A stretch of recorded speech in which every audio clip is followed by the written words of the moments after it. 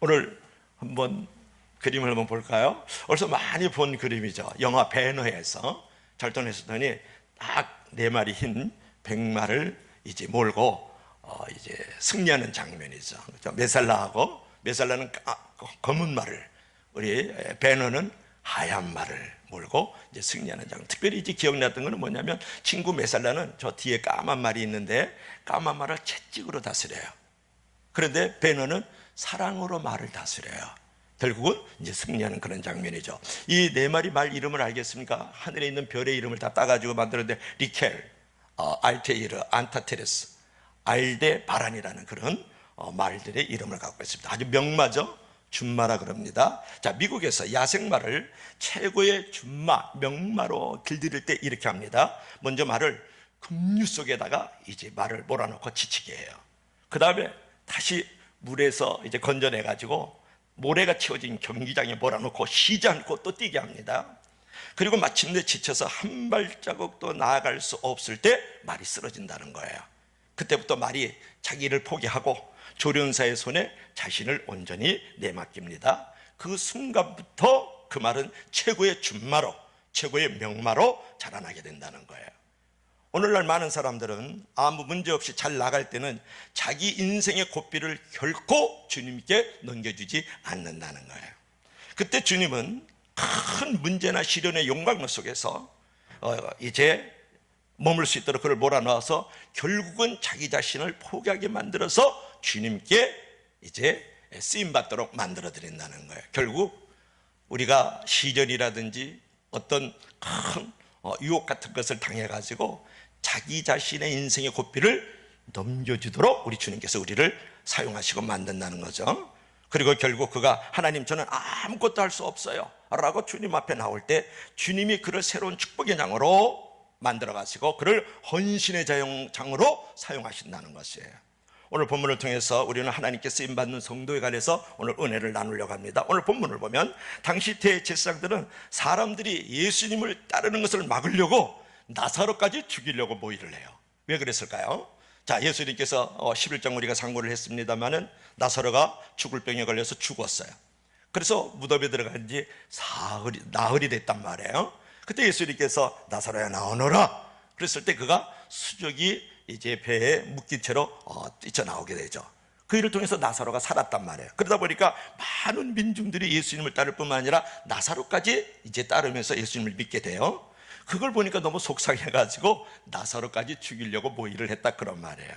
자, 그처럼 사람들이 예수님을 따르는 것을 막아도 주님이 종려주일에 예루살렘에 이제 나귀를 타고 입성할 때 많은 무리가 호산나 찬송하리로다 예수님을 이제 환영하는 인파들로 이제 가득 찬 것을 우리가 알 수가 있어요. 자, 특별히 본문을 보면 하나님은 그러면 어떤 사람을 쓰실까 했을 때 첫째로는 우리 한번 봅시다. 다 같이 시작. 증인 향기가 되라. 다시 한번 시작. 증인 향기가 되라. 자, 9절을 한번 읽어볼까요? 다 같이 9절. 자, 3절하고 9절 한번 읽어봅시다. 시작. 마리아는 지극히 비싼 향유 곧 순전한 나드 한 건을 가져다가 예수의 발에 붓고 자기 머리털로 그의 발을 닦으니 향유 냄새가 집에 가득하더라. 아멘. 시작. 유대인의 큰 무리가 예수께서 여기 계신 줄 알고 오니 이는 예수만 보기 위함이 아니요 죽은 자 가운데 살리신 나사로도 보려 함이리라. 아멘. 오늘 본문에 나오는 이제 증인이 누구냐가 이제 중요한데요. 자, 죽었다가 살아난 나사로라는 거예요. 여러분, 그가 죽었다가 살아남으로 많은 사람이 나사로를 따를 뿐만 아니라 예수님을 이제 믿고 뒤따랐다 그런 말이에요. 자, 증인이란 그러면 어떤 사람일까? 이제 그런 부분인데 본문에서 세 가지로 우리가 정의를 내릴 수 있는데 첫째로 증인이라는 것은 주님을 체험한 사람, 둘째로는 주님의 향기가 있는 사람, 셋째로는 주님을 위한 위기를 기뻐하는 사람. 여러분, 주님을 체험한 사람이라는 것은 뭐냐면 아무나 여러분 예수 그리스도의 증인이 될 수 있는 것 아니죠. 살아계신 주님을 체험해야 참된 증인이 될 수가 있어요. 나사로가요 무덤에 들어갔다가 4일 만에 살아서 나왔거든. 이걸 누굴 만났어요? 주님을 만났죠. 죽었다가 살아난 처음. 그랬을 때 우리가 증인이 될 수 있어요. 또 주님의 향기를 드러내는 사람인데요, 여러분, 하향 백리 인향 만리라는 말이 있어요. 안 들어보셨을걸요? 꽃은 향기가 백리를 가지만 인향, 사람의 향기는 만리를 간다. 그런 이제 말이 있습니다. 오늘 우리가 이제 요한복음 12장 1절부터 8절까지 보면 마리아가 예수님에게 향유를 부은 사건이 나와요. 그렇죠? 그 사건을 통해서 그 집안에 아주 그윽하고 아름답고 거룩한 향기가 가득한 것을 우리가 이제 말씀을 나눴었거든요. 살아계신 주님을 체험해도 그에게서 주님의 향기가 드러나지 않으면 참된 증인이 될 수 없다, 그런 말이에요. 나사로 때문에 많은 사람들이 주님을 믿었어요. 9절에 보니까 자기 자신 때문에 많은 사람이 주님을 믿도록 주님의 향기가 돼야 된다, 그런 말이죠. 그런 증인의 삶을 살기 위해서 우리가 용서와 간용이 필요하지 않겠어요? 인내와 절제가 필요하지 않겠어요? 그리고 절망 중에 멋지게 일어나는 모습도 필요하지 않을까? 그것이 인향만리가 되는 것이죠. 여러분, 셋째로는 주님 때문에 위험에 처하기를 기뻐하는 사람인데요, 대제사장들은 주님뿐만 아니라 나사로까지 죽이려고 지금 모의를 합니다. 왜 죽이려고 했을까? 이게 중요하죠. 옳지 못한 사람은요, 가장 싫어하는 사람의 종류는 뭐냐면 증인이 되는 사람을 옳지 못한 사람은 싫어요. 왜 그럴까요? 도둑놈들은요, 자기가 도둑질한 것을 본 그 증인을 가장 싫어하는 거예요. 옳지 못한 사람은 현장에서 사실을 눈으로 본 목격자를 제일 싫어하는데, 누가 그런 사람이에요? 나사로가 그런 사람이니까 이 바리새인과 유대인들이 이 나사로를 죽이려고 하는 것이죠. 범죄 심리학자의 말에 의하면 범죄자들은 거의 대부분 범죄를 저질렀던 그 현장을 반드시 한 번은 들른다 그러죠. 두 가지 이유 때문에. 근데 첫째는 단서를 남겼을지 모른다는 불안감. 또 한 가지는 뭐냐? 누군가가 나를 목격했을 것이라는 불안감 때문에 반드시 현장을 들른다 그래요. 결국 범인이 가장 무서워하는 사람은 경찰이나 형사나 이제 형사보다도 목격자라는 거예요.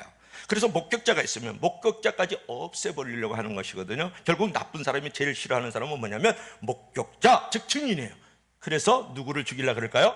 예수님도 죽이려고 그랬지만 나사로를 죽이려고 하는 거예요. 왜 대제사장들이 이제 나사로를 죽이려고 했습니까? 그랬을 때 나사로가 주님의 증인으로서 나사로만 보면 주님이 연상되고 주님께 몰려가기 때문에 그래요. 신앙생활을 하면서 나사로와 같은 증인이 되는 꿈을 꾸시길 주 이름으로 축원합니다. 저 김집사만 보면 내가 예수님께로 달려가고 싶어. 저 이 집사를 보면 가슴복창교회가 연상이 돼. 나사로처럼 말이죠. 여러분, 누군가 주님을 믿는 믿음 때문에 혹은 주님의 일을 하는 것 때문에 까닭없이 미워하면 기뻐하시기 바랍니다. 그것은 자신이 증인의 삶을 산다는 변증이기 때문에 그래요. 주님을 위한 위기를 기뻐하는 사람이 증인이다, 그런 말이죠. 여러분, 그러면 증인의 삶을 살기 위해서는 이제 어떻게 해야 될까? 오늘 1절부터 우리가 8절까지 읽지는 않았지만 여러분 2절을 한번 보세요. 마르다는 일을 함으로써 증인이 되었어. 보세요. 마르다는 일을 하고 나사로는 예수와 함께 앉은 장애 중에 있더라, 그렇게 말씀하고 있지 않습니까? 여러분이 주님의 일을 할 때 증인이 될 수가 있어요. 그렇지 않습니까? 마르다를 갖다가 마르고 다른 신앙이라고 함부로 폄하하고 해방하는 사람이 있는데 절대 그렇지만은 않아요. 여러분, 손끝 사랑이 있고 입끝 사랑이 있고 마음끝 사랑이 있는 것이거든요. 그러니까 지금 마르다는 손끝 사랑을 갖고 있는 거예요. 그래서 증인이 되고 있단 말이에요. 그 다음에 마리아는 어떻습니까? 마리아는 물질을 드림으로써 증인의 사명을 감당하고 있죠. 마리아는 한번 읽어볼까요? 시작. 마리아는 지극히 비싼 향유 곧 순전한 나드 한 근을 가져다가 예수의 발에 붓고 자기 머리털로 그의 발을 닦으니 향유 냄새가 그 집에 진동하더라, 가득하더라, 그런 말이지 않습니까? 여러분, 물질을 드리고 몸을 드렸던 그 일이 예수의 증인이 되는 것이에요. 그 다음에 또 한 가지는 누가 있습니까? 여기에 주인공이 나사로잖아요. 나사로, 물론 예수님이 주인공이지만 나사로는 예수와 함께 앉은 자 중에 있더라. 여러분, 예수와 함께 하는 것이 진정한 증인인 줄로 믿을 수 있기를 바랍니다. 예수님의 그 임재 속에서, 예수님의 그 동행 속에서 우리는 증인이 될 수 있다, 그런 말. 일을 함으로, 몸을 들임으로, 물질을 들임으로 예수님과 동행하는 삶을 통해서 우리는 증인의 삶을 살아갈 수가 있지 않겠습니까? 나사로가 증인의 삶이 되었듯이 여러분들도 증인의 삶으로 쓰임받기를 주 여러분으로 간절히 축원합니다. 성도가 주님의 증인으로서의 삶을 살아갈 때 반드시 우리 하나님께서 상급을 주시고 보상을 은밀한 가운데 갚아주신다, 그런 말이에요. 자, 두 번째로 하나님 앞에 어떤 사람이 쓰임받을까요? 자, 한번 보겠습니다. 이 두 번째, 자, 시작. 순수하고 겸손하라. 아멘. 다시 한번 순수하고 겸손하라. 저 나귀를 타고 지금 예수님이 오시는 장면이죠. 저 나귀를 타고 예수님께서 오셨을 때 많은 사람들이 호산나 다윗의 자손이여 그러면서 많은 인파들이, 많은 관중들이, 많은 민중들이 이제 예수님을 환영하고 이제 찬양하는 그런 모습입니다. 여러분 14절 15절 한번 읽어봅시다. 우리 다 같이 시작. 예수는 한 어린 나귀를 타고 보시니 이는 기록된 바 시온에 따라 두려워하지 말라 보라 너의 왕이 나귀 새끼를 타고 오신 다음과 같더라. 아멘. 여러분 주님이 십자가를 지시려고 어디를 입성하느냐면 예루살렘에 입성해요. 무엇을 지시려고요? 십자가를 지시려고.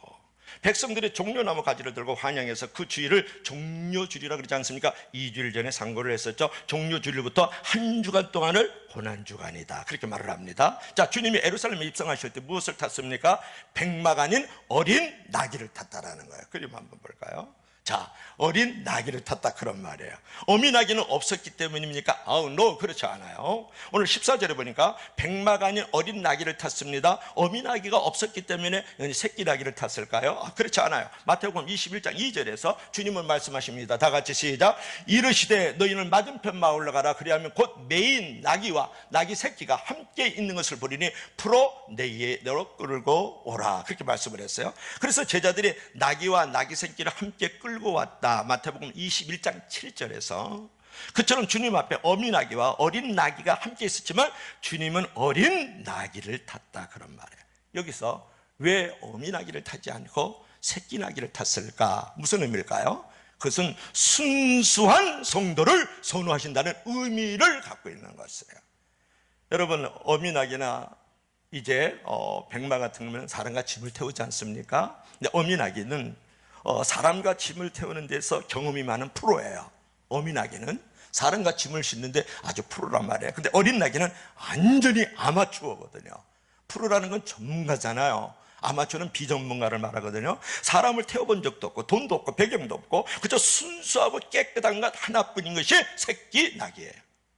그러면 인간적으로는 분명히 어미 나귀를 타야지만 예수님은 어린 나귀를 탔다 그런 말이에요. 그 말은 뭐냐면 주님의 축복은 경험이 많고 돈을 목적으로 일하는 프로에게 주어지지 않는다는 거예요.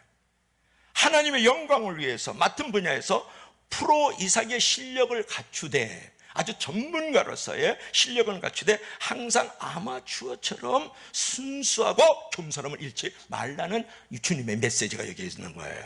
여러분 아마추어하고 프로의 차이를 알겠어요? 여러분 아마추어는 어떤 일을 할 때 즐거움으로 합니다. 취미로 합니다. 마음의 기쁨을 위해서 하는 거예요. 그런데 프로는 돈을 위해서 합니다. 인기를 위해서 합니다. 무대에 서기 위해서 하는 거예요. 이것이 아마추어하고 프로의 차이예요.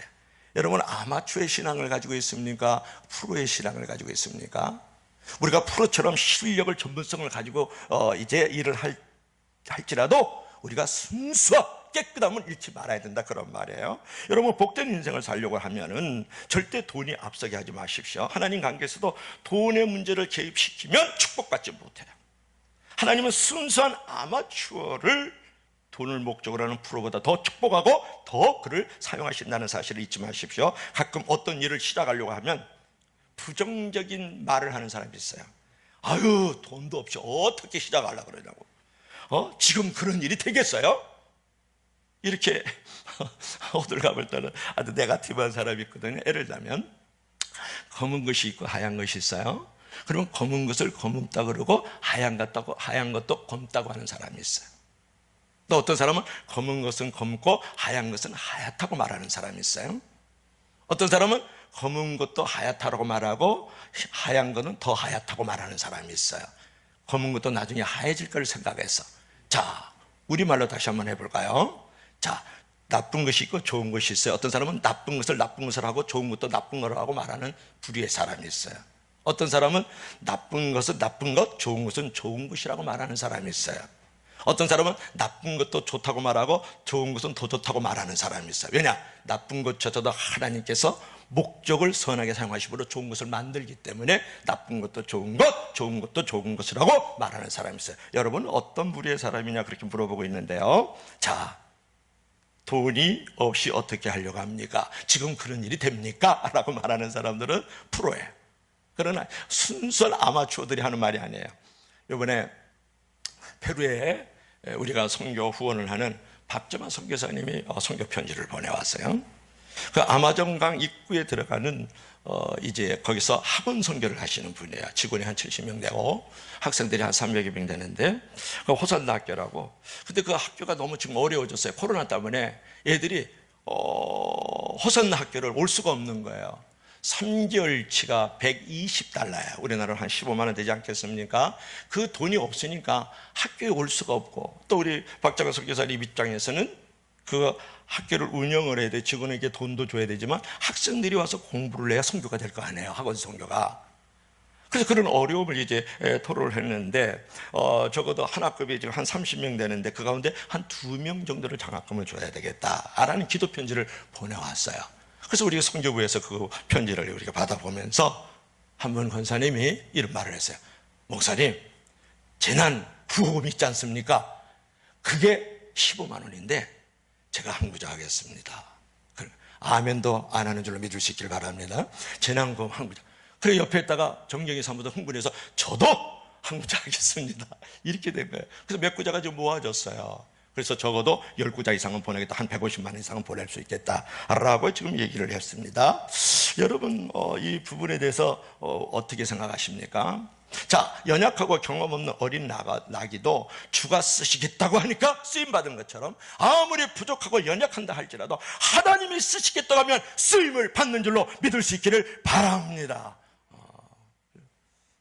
한 79자 정도가 필요한데 많은 곳에 선교 편지를 보냈으니까 우리가 10구자를 담당하는 거예요. 자발적으로 만들어지는 거예요. 자발적으로. 그걸 우리를 쓰시지 않습니까? 순수하고 깨끗한 우리를 쓰시는 것이다. 그런 말이에요. 그러므로 중요한 것은 이제 주님 내 등에 타소서. 나에게 그랬던 것처럼 우리가 주님을 엎을 때 우리들도 칭찬받고 인정받고 환영받는 존재가 된다는 거 아세요? 하나님께 합한 사람이 되어 쓰임받고 축복받는 일생을 살기 주의 이름으로 간절히 축원합니다. 그런데 우리 교회 이제 새끼 나귀와 같은 우리 친구들을 한번 보여주겠어요? 누구죠? 다니엘이 아니네. 누구예요? 나은이. 이 친구는 누구예요? 서진이. 이야, 어린 아동학대가 지금 이루어지고 있는 것 같아요. 지금 분위기가. 아빠가 청소할 때 같이 빗자루 들은 거예요. 토요일날 와서 청소 5남성이 하는데 6남성인가요? 자, 우리 동영상 한번 봐봐요. 우리 친구들이 시킨 게 아닌데 찬송가를 뒤에서 갖고 왔어요. 그래 노래하는 장면에 한번 들어봐요.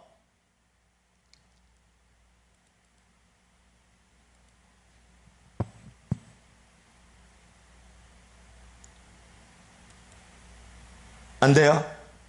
주님의 뜻이 계시겠죠? 그래가지고 우리 친구들이 노래를 하는 거예요. 다은이는 성경책을 갖다 놓고 그러면서 찬양을 부르고 있고 찬송가를 펴는 겁니다. 서진이는 지금 찬송가를 펴놓고 거기서 냥냥냥냥해서 그래요. 그래서 왜 그럴까? 17초짜리인데 이게요. 서진이는 그리고 다은이는 냥냥냥냥냥냥 그래요. 그러니까 다은이는 우리 이상숙 집사님, 김상숙 집사님이 저 유아실에서 우리 엄마 아빠들이 늘 나눔을 갖잖아요. 그러니까 그 안에서 나눔 갖듯이 노래를 해요. 지금 글을 읽는 건 아닌데, 근데 서진이는 날마다 아빠 품에서 성가대 앉았거든요. 얘가 성가대는 끝에서 이렇게 끝나잖아요. 똑같이 하는 거야.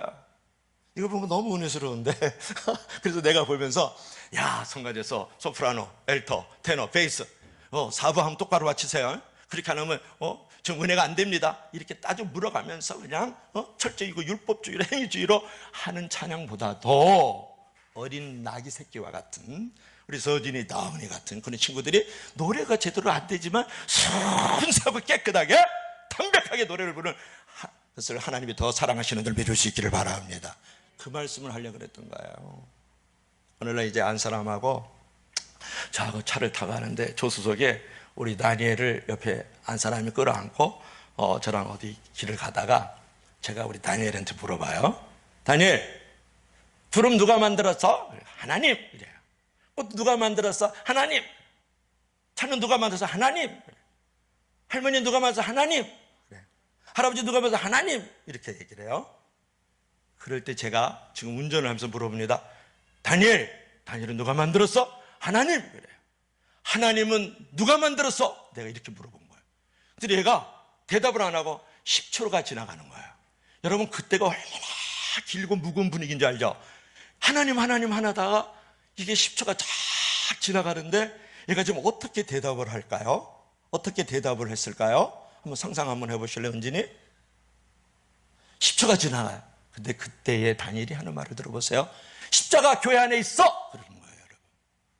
여러분, 신구약 성경을 꿰뚫고 있는 어느 집사, 어느 목사보다도 십자가 교회 안에 있어라는 말을 하는 그 순수하고 깨끗한 어린아이의 그 찬양, 그 어린아이의 그 고백을 하나님 더 기뻐하시지 않겠느냐. 그러면 낙이 새끼와 같은 어린아이 친구들의 말을 말해서, 여러분, 어떤 분들은 기도를 시키면 잘 못한다고 합니다. 대표 기도 경험이 없으면 못하는 것이 당연하죠. 처음부터 전문가인 사람은 없습니다. 그래서 기도를 화려하게 유려하게 잘 못해도 하나님은 그 기도를 기쁘게 받는다, 그런 말을 하고 싶은 거예요. 여러분, 하나님 일에 꼭 전문가가 될 필요는 없어요. 주어진 여건과 위치에서 최선을 다하면 되는 거죠. 연약하고 경험 없는 어린 나귀도 주가 쓰시겠다고 하니까 쓰임을 받았습니다. 아무리 부족한 모습이라도 하나님이 쓰시겠다고 하면 쓰임을 받는 것이에요. 한 분이 저한테 문자를 보내왔어요. 목사님, 교회는 어떤 교회를 쓰실까요? 그러면서 문자를 보내는데 숫자가 많은 교회가 아니고 건물이 큰 교회가 아니고 정결한 교회를 하나님이 쓰십니다 라고 문자를 보내왔어요. 단 한 구절이었어요. 얼마나 은혜가 되는지 몰라요. 여러분, 중요한 것은 순수하고 깨끗하게 하나님을 바라보고 나아가는 믿음의 자세가 중요하고, 그러면 언젠가 하나님께서 그를 나귀 새끼를 타고 예루살렘에 입성해서 십자가에 달리시게 들어가시는 예수님처럼 우리들도 쓰고 사용하여 주시는 줄 믿을 수 있기를 바랍니다. 자, 마지막으로 페루 학생들 여기 사진이 있었네요. 우리 친구들이요, 학원 성기하는 친구들, 감사합니다. 자, 3번 한번 봅시다. 시작. 고난과 희생을 하라. 자, 큰 목소리로 시작. 고난과 희생을 하라. 자, 23절 24절 마지막으로 읽읍시다. 우리 다 같이 시작. 예수께서 대답하여 이르시되 인자가 영광을 얻을 때가 왔도다. 내가 진실로 너에게로 이르노니 한 알의 밀이 땅에 떨어져 죽지 아니하면 한 알 그대로 있고 죽으면 많은 열매를 맺느니라. 아멘. 조금 전에 우리가 어떤 사람을 쓴다 그랬어요? 순수하고 깨끗한 사람 쓴다. 나귀 새끼와 같은. 마지막으로는 어떤 사람을 쓸까요? 고난과 희생이 있는 사람을 당연히 쓰죠. 여러분, 사람들이 종려나무를 가지고 들고 환호해가지고 바리새인들이 낙담을 하면서 이제 이렇게 말을 하는 거예요. 절망하면서. 오늘 19절을 보면 아무리 예수를 죽이려고 해도 소용없다. 온 세상이 저를 쫓는도다. 이렇게 고백하기 어렵거든요. 지금 바리새인들이 한번 말을 들어보세요. 아무리 예수를 죽이려고 해도 소용없어. 온 세상이 이제 그를 쫓는도다. 19절에 그렇게 말씀하거든요. 그런데 오늘 본문에서 20절, 21절 말씀을 한번 보세요. 자, 눈으로 보시면 당시 상황을 목격하고 헬라인 몇 사람이 빌립을 통해서 예수님께 면담 앤드 상담을 요청을 해요. 하는데 무슨 면담과 요청을 했을까요? 이게 중요하잖아요. 전후 상황을 보면 그들은 단순히 면담을 요청한 것이 아니고 상담을 요청한 것이 아니고 예수님을 헬라 지역으로 모셔가지고 최고의 스승으로 삼고 명예와 부귀영화를 약속했을 것이라고 주석가들이 추정을 해요. 그때 헬라인들이 무슨 얘기를 했는지 모르지만 그때 그 얘기를 듣자 주님이 갑자기 말씀을 하셨는데 오늘 23절의 말씀이에요. 예수께서 대답하여 이르시되, 그 헬라 몇 사람이 면담을 한 이후에 예수님께서 지금 하시는 말씀이에요. 예수께서 대답하여 이르시되 인자가 영광을 얻을 때가 왔도다. 그래서 그렇게 말씀을 했어요. 여러분, 무슨 말일까요? 자, 헬라인 몇 사람이 예수님을 면담한 후에 바로 예수님께서 인자가 영광을 얻을 때가 왔도다 이렇게 말씀을 하니까 헬라 지역으로 가가지고 내 이름을 날려보자, 그런 뜻일까요? 아니면 거기 가서 돈을 벌고 명예를 얻고 권력을 가지고 한번 지배하고 다스리자, 그런 의미일까요? 라고 여러분이 묻고 있지 않습니까? 아니에요. 주님은 일반적으로 사람들이 생각하는 것과는 달리 가장 영광스러운 시간에 가장 고난스러운 죽음을 생각하셨다, 그런 말이에요. 여러분, 여기서의 영광은 뭐예요? 십자가의 영광을 말하고 있는 거예요. 본문 23절에서 인자가 영광을 얻을 때가 왔다라고 주님께서 말씀을 하고 계시는데, 이제 주님이 뜨시면 내게도 한 자리 돌아오겠지, 이 말을 듣고 제자들이요, 높은 자리에 대한 다툼까지 일어나. 나 영의정 시켜주세요, 자의정 시켜주세요, 그런 거 아니에요. 그러나 주님이 영광을 얻을 때라는 말은 어떤 권력을 가지고 힘을 가지고 지배를 하는 것을 말하는 게 아니고, 명예를 얻어서 무대에 쓴 것을 말하는 것이 아니고, 돈과 재물을 많이 소유한 것을 말하는 것이 아니고, 이름이 날리는 것을 말하는 것이 아니고, 주님이 영광을 얻을 때가 왔다더라고 말씀한 것은 십자가를 질 때를 말하는 것이고, 십자가에 죽을 때를 말하는 것이다, 그런 말이에요. 여러분의 영광과 주님의 영광은 다르다, 그런 말이에요. 세상의 영광과 하늘의 영광은 다르다, 그런 말이에요. 세상의 영광은 어떤 거예요? 칭찬을 받는 것. 세상의 영광은 재물을 얻는 것. 세상의 영광은 명예를 얻는 것. 세상의 영광은 권력을 잡는 거예요. 하늘의 영광은 죽는 거예요. 하늘의 영광은 십자가를 지는 거예요. 하늘의 영광은 희생하고 자기를 부인하는 거다, 그런 말이에요. 여러분들도 주님의 영광을 닮아가길 주 이름으로 축원합니다. 여러분, 이제 고난의 십자가가 주어져도 기쁨으로 그 십자가를 지십시오. 고난의 십자가가 바로 영광으로 통하는 통로라고, 다리라고 여러분 생각해야 된다는 거예요. 여러분, 영광과 축복을 오해하지 마십시오. 십자가가 없으면 영광과 축복 없다라고 너무 잘 알죠. 죽어야 살고 헌신해야 복을 받는 거예요. 어떤 분이 이제 스스로 생각하기를, 야, 내가 이렇게 죽었는데 문제는 더 안 풀리고 더 어려워진다. 그래서 쌍쌍 입에서, 그죠? 쌍실실 나오자. 무엇이 문제예요? 완전히 죽지 않고 죽은 채 한 거예요. 때로 상황과 인간관계가 어려워지면 가끔 좋은 결심을 합니다. 그래, 이런 인간관계, 이런 상황에서 내가 죽자, 내가 죽어. 얼마나 훌륭한 결심이에요. 그러나 그 후에도 상황과 인간관계가 호전되지 않으면 어느새 자기가 살아나서 하나님께 따집니다. 하나님, 제가 이렇게 헌신하고 죽었는데 왜 아직도 이런 문제가 풀리지 않죠? 손가락을 하늘에 향하고 우리 주님을 원망하죠. 사람에게도 이렇게 따집니다. 어떻게 그럴 수 있나? 내가 얼마나 참았는데 그럴 수 있어? 여러분, 죽은 줄 알았더니 벌써 살아나는 거예요. 알고 보니까 죽은 것이 아니라 죽은 채 한 것이죠. 죽은 곳에서는 많은 열매가 맺히지만 죽은 채 한 곳에서는 열매가 맺을 수 없는 것이에요.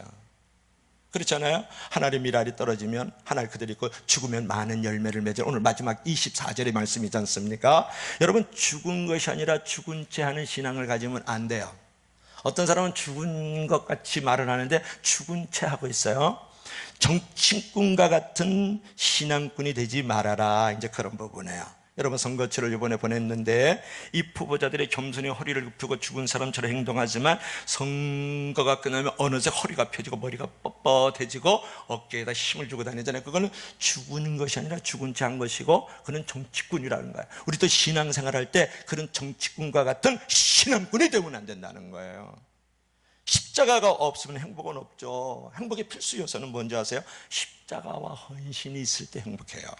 여러분, 학생이 노력하지 않고 좋은 성적을 기대한다거나 또는 선수가 연습하지 않고 승리를 기대한다는 것은 잘못이죠. 성도가 십자가를 지지 않고 축복과 영광의 자리로 간다는 것은 정말 요즘 말로 어불성설이라 그러잖아요. 여러분, 십자가를 회피하면 축복도 그를 회피해요.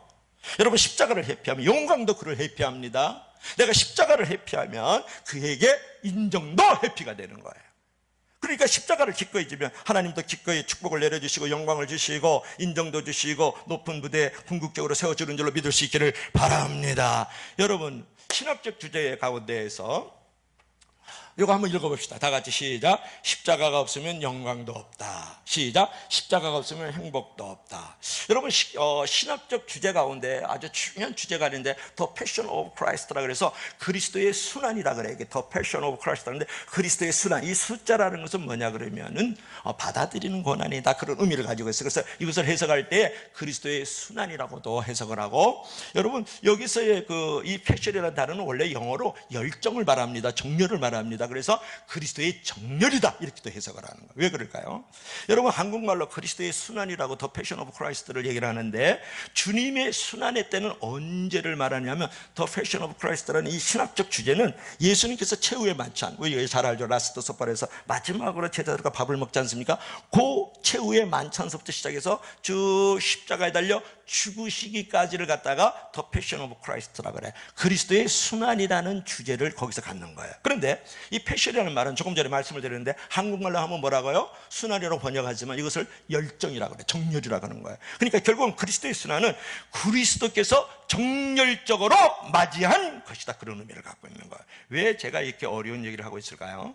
여러분, 성도의 고난이라는 것은 단순히 환경을 견디는 수동적 고난을 말하면 안 된다는 거예요. 한 걸음 더 나가서 예수님처럼 정열적으로 순환을 받아들일 수 있는 그런 능동적 고난을 우리가 받을 줄도 가져야 된다는 거예요.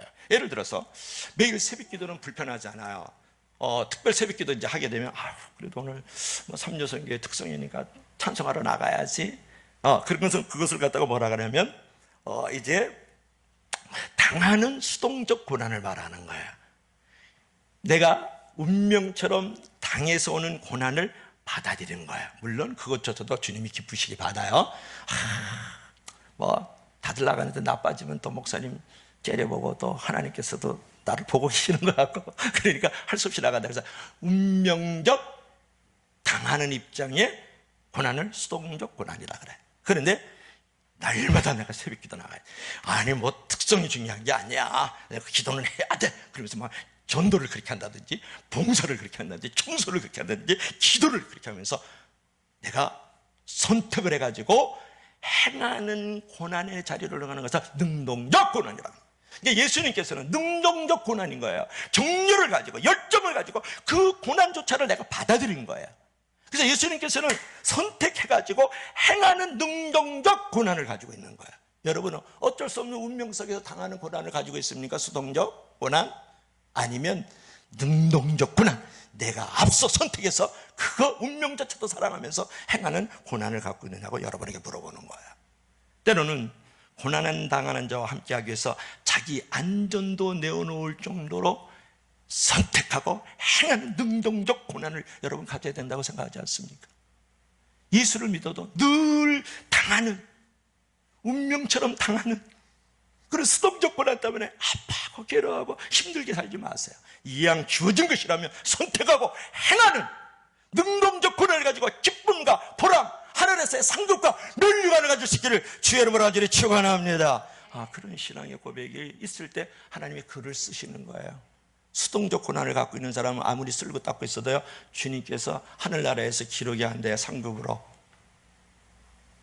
같은 청소의 자리도 선택하고 행하는 능동적 The Passion of Christ, 열정을 가지고 그 고난도 받아들일 수 있는, 또 고난을 만들어가는 그런 자가 되기를 원한다, 그런 말이에요. 예를 들면 여러분, 축복은요 공동체로 주어질 때가 많기 때문에 공동체를 소중히 여기면 자신도 소중한 존재가 됩니다. 자신은 100m 가고 싶은데 공동체와 보조를 맞추려고 50m만 가는 건 또 일종의 고난이에요. 자기 꿈과 이상만을 생각하면서 살 수 없기 때문에 공동체를 위해서 자기 꿈과 이상을 잘 조절하고 내려놓는 것, 이것이 바로 행하는 능동적 고난이에요. 예수님의 고난이에요. 여러분, 반대로 자신은 10m만 가면 좋겠는데 100m를 목표로 해. 그래서 그 공동체와 성도와 또 이웃들을 위해서 50m까지 나가려는 것도 일종의 고난이에요. 행하는 능동적 고난이라는 거예요. 내 처지와 기분만을 생각하지 말고 남의 이상도 생각해 주십시오. 그렇게 서로 고난의 분량을 짐으로써 50m의 지점에서 만나려고 할 때 그 50m 지점에서 많은 열매를 주시는 것이에요. 그것이 우리 주님께서 원하시는 능동적 고난이라는 거예요. 하나님은 그런 사람을 쓰신다는 거예요. 이제 성도라는 이름에 걸맞게 자신만을 위하지 말고 헌신하는 삶, 남을 배려하는 삶, 그래서 하나님의 미랄이 썩어지는 삶을 사십시오. 특별히 많이 아는 것을 자랑하지 말고 많이 실천하는 것을 자랑하라. 다시 한번, 많이 아는 것을 자랑하지 말고 많이 실천하는 것을 자랑하십시오. 하나님의 일은 많이 알고 있느냐는 것보다도 많이 실천하고 있느냐를 더 물어보시는 거예요. 당신이 신구약 성경 다 깨고 있습니까? 하나님을 이 모양 저 모양으로 많이 체험했습니까? 그것이 중요한 게 아니라는 거예요. 하나님을 아는 것이 중요한 것이 아니라 하나님이 원하시는 사는 것이 중요하다, 그런 거예요. 아는 것이 중요한 게 아니고 실천하는 것이 더 중요하다, 그런 말이에요. 여러분, 사명감을 가지고 죽었다고 달려들면 능치 못할 일이 뭐가 있겠어요? 그래서 행하는 능동적 고난을 가져야 된다, 그런 말. 이 세상에서 성도가 극복하지 못할 환경은 없습니다. 한 알에 썩어져가는 미랄이 되면 되는 것이죠. 그처럼 자기를 희생하고 부인함으로써 축복의 열매를 많이 맺는 저와 여러분들이 되게 주의 여러분 간절히 축원합니다. 오늘 결론을 맺을까요? 없이 사는 삶이 있대요. 없이 사는 삶. 10대는 정말 그런 것 같아요. 철없이 산대요. 20대는 없이 사는데 겁 없이 산대요. 30대 40대는 우연전선의 30대 40대인데 정신없이 산대요. 50대 60대는 빈틈없이 산대요. 70대는 아무 낙이 없이 산대요. 80대는 형편없이 산대요. 그러기에 어느 날 느닷없이 세상을 떠나는 것이 인생이다 그런 말이에요. 그처럼 없이 사는 사람을 있이 사는 사람, 즉 보람 있는 인생으로 만들 수 있는 것은 무엇일까? 인생을 보람 있게 살려면 없는 삶에서 있는 삶으로서의 나의 어떤 변곡점, 그 전환점을 주기 위해서는 어떻게 될까요? 주님 앞에 쓰임을 받아야 돼요. 그래서 오늘 주님께서 우리에게 교훈하고 있는 것처럼 주님 앞에 증인이 됨으로써, 순수하고 겸손함으로써 고난을 능동적으로 받고 선택하고 행함으로써 주님 앞에 쓰임받는 있는 삶이 되길 주의 이름으로 간절히 축원합니다.